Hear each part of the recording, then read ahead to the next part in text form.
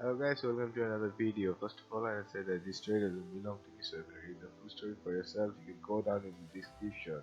You find the link to the original post and read the full story for yourself. That being said, let's get into the video. What if Minato had adopted Obito or a better rule? Part 32 and Chapter 32. Kakashi held the demon cat Tora as far away from him as possible. This was the third time this week they had to get that freaking cat. Naruto, tired of holding it, but it hated him with a passion. It hated him with a passion. Even worse, when Mito tried to hold it, though, thought her hair was some kind of toy or something and nearly whipped it out of her head. It seemed to Tora Kakashi, but he still didn't like holding it close to him. While it didn't scratch him, it would hiss at him every time he held it. So he didn't want to take the risk. When they got into the Hokage office, Kakashi was not happy. Dad, why do you keep sending Kakashi's team to get the demon cat? Obito remembered having to get that cat. He hated doing that to his son, but there was one thing he had to do other than others didn't. He had that others didn't. Kakashi, you are the only one it doesn't try to scratch unless it tries to take someone's eyes out. Usually it tries to take someone's eyes out. Kakashi wasn't happy, but arguing with his dad never really got him anywhere. Fine, you give Kakashi a new mission, nothing boring this time. To Obito rubbed his temple. Kakashi, you know I can't do that unless your sensei thinks you're ready. Anko suddenly looked a very bit pissed. Wait, all I had to do was say yes and we could go on C ranks. Why the hell didn't someone tell me that? I couldn't have been even bored with these bull crap C ranks. Uncle is really pissed, obviously, and he's gonna be pissed doing so many D ranks. Obito smirked, and that's why I didn't tell you. I guess you guys might be ready, but I would be more comfortable if I sent another team with you. Would you mind if if I send Team 7 too? It would be much safer that way. Uncle was just happy to be out of the village. Yeah, yeah, whatever. Let's just get this going. Anko seemed more excited than her students. Just tell me, just let me get Jorah in here. It will be only take him like half an hour. Read the mission scroll while you are waiting.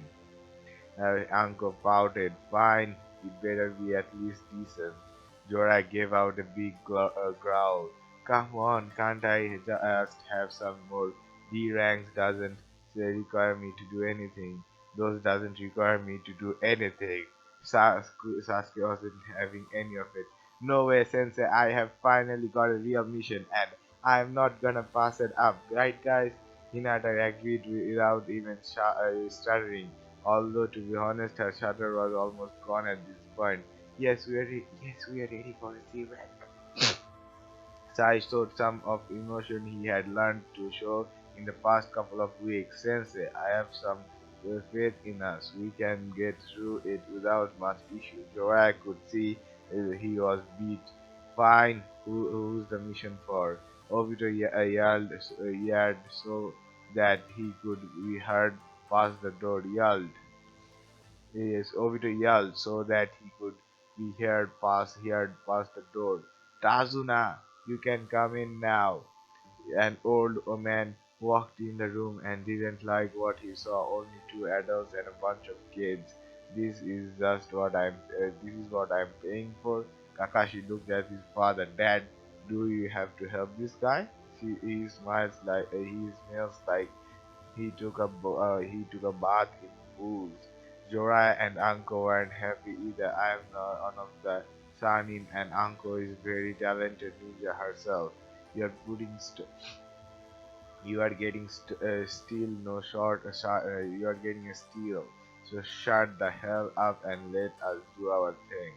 Tazuna figured he couldn't step on any toes. All right, I see. We have got an off to a bad start. I'm Tazuna, the legendary bridge builder. I just need some protector from bandits and whatnot. If you are really one of the Sanin, then you should be able to handle it just fine. Uncle growled at that man. Fine, you get out of here and wait for us by the gate. Just keep your opinions to yourself, old man. Tazuna nodded, slightly scared. Right, see you there. Uncle and Joraya were the first to the gate, other than Tazuna, who was now very nervous for upsetting the ninja. The kids all came so fast as they couldn't manage. They are very excited for their first big mission outside the village. So no side note. So nobody got them told Anko that they just had to say that those kids were ready and they would get a mission. That was a nice work for the fifth Hokage. Even with all the excitement, the kids still couldn't help but be captivated by Kakashi's attempt to make friends with Sai. It was really an interesting sight. Kakashi makes fireball and summons snakes. What do you do? Sai obviously quite seemed surprised by how forward the boy was. My jutsu's all ink based. It's one of the reasons art is my hobby. Kakashi was very interested at that. Cool, what kind of art do you do? With a side raised an eyebrow, well, I paint and sketch things. Kakashi was about to ask another question when Jiraiya cut in. We can chat on the way. I think it's time that we head out for cause of course uncle and I will be in charge, so do everything that we say without question, alright? Unlikely we couldn't end up in a fight at sometimes. If things get too serious, I want you to let us take over. Naruto didn't think that would be necessary. Come on, Uncle Joraya, we can handle ourselves. Joraya rolled his eyes. It's Joraya sense out here. You guys aren't as strong as you think. While I think the six of you could handle yourself just fine, and for the most part, you are nowhere near Uncle and I's level. I just get out of the way if we tell you to. Naruto didn't like it, but knew that it wouldn't do him any good to argue. They all headed to the gates to get the mission started. Uncle figured this would be the routine, but Jorah had been around long enough to know when things didn't quite feel right. The bridge builder seemed very nervous before he found out how strong him and Uncle were. It seems like there was something he wasn't telling him. They had been walking for the past hour without absolute nothing happening. Tazuna seemed to be on high alert for anything. Jorai was about to comfort him when he noticed a puddle in the middle of the road. Kakashi got to the puddle and just stopped in front of it, looking confused. The rest of the Genins didn't understand what the issue was, but Jorai and Anko knew why he was curious. It hadn't rained in almost a month. Kakashi shrugged and walked away, but Anko noticed that he went through some handsills discreetly. He went through some handsills discreetly. Just as Jorah expected, there was a sudden poof of smoke and two ninja popped out. Wait a minute. They are still doing the bridge builder arc, but they have a goddamn legendary Sani and a S rank ninja with them. Then how the hell is Zabuza supposed to fight against them? And the Chunin brothers, what the hell are they supposed to do against the goddamn legendary Sani? Huh? This is gonna be really interesting. They were about to attack when one of them suddenly screamed in pain. The other one turned to find a snake beating his friend's neck. Naruto made his own hand shields and summoned a ton of clones. So while On was trying to get the snakes off his neck, Naruto was using his clone to overwhelm the other. Naruto Jiraiya decided enough was enough, and he made a Rasengan in his hand and shoved it into the one Naruto was after, stomach Naruto's after stomach, while Nanko used her shadow snake hand to handle the other one. When the dust settled, the two ninjas were tired up. Several questions were asked, although one of them had no bringing on anything. Uncle Jorah, can you teach me how to do that thing with you just did? That was awesome. Jorah nodded. Well, yeah, it was your dad's jutsu. I'm gonna show it to you too one day. But right now we need to figure out why these two were after us. Uncle tilted her head. Who are they? Mito tilted her head. Who are they? Uncle, Uncle already knew that one. The demon brothers, missing ninja of the hidden mist, around the strength of a chunin. By the way, Kakashi, nice move with the snake. I'm impressed by you noticed the puddle. Oh, and Naruto, good job getting the one while he was distracted. Naruto blamed at the praise, beamed at the praise. Yeah, I am awesome like that. Jorah turned to Tazuna. Care to explain to me why you have got ninja after you? It looks like this could be a B or even an A rank mission. Tazuna looked down in shame. I'm sorry, but I didn't have the money to pay for a B or an A rank or an A rank. Not with anything with everything Gato done to us. Joraya started to get the picture. Gato from the major shipping company, right? Tazuna's fault, yeah, him. Jorah had the feeling he knew what all of this was about. My spy network has given me some info a few months back.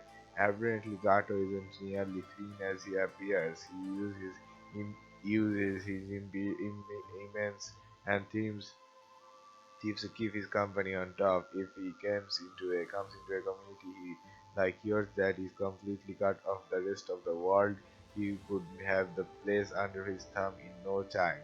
Now, what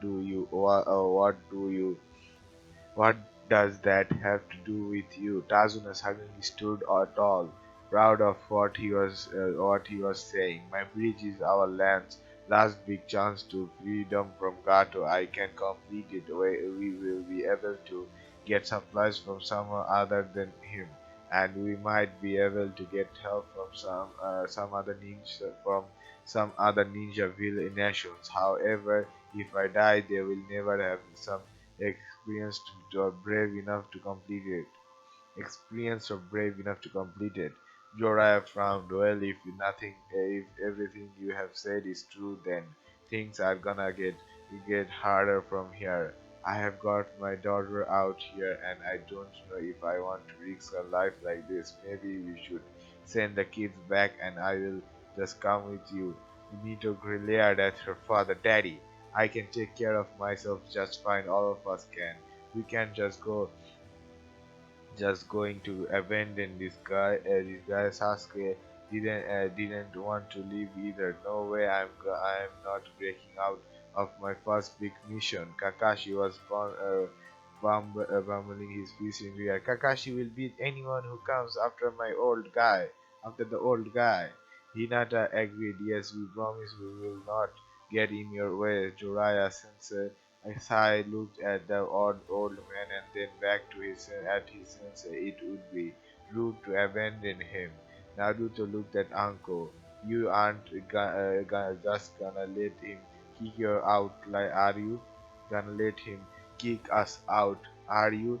Anko sighed and turned to Jorah. I don't think they will let us go without them. I have got faith in them. They will be just fine. Chorai could see he was beat. Fine, but you guys better back down if we tell you to. This could get dangerous. The kids all yelled in victory while Tarzana thanked his lucky star. He picked the leaf to take this mission. Anko, on the other hand, was wondering what she was going to do with the two demon brothers. Anko thought about it for a minute and then got an idea. She made some hand seal and summoned a very big snake. Hey, Ryuko, do me a favor and get these two back to the village. The snake, who was evidently named Ryoko, said, "Yes, mistress. I stay out of the sight. I stay out of the sight in the forest. I stay out of sight in the forest." Yoko then did something that had several of them in shock. He swallowed the two ninja whole. Nanito looked ready to throw up, to which Uncle said it's so they can't escape. He will spit them out when they get to the village. Kakashi piped up. They are so lucky they actually get to be inside the belly of a snake. That little sentence cut the tension and had everyone laughing.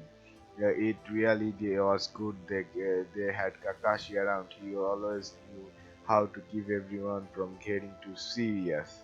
That's all for part 32. If you want to be notified for future parts and other what if video, the best way is by subscribing. And don't forget to comment also. I try to reply to most of the comments. That being said, I hope to see you in the next video. Bye bye.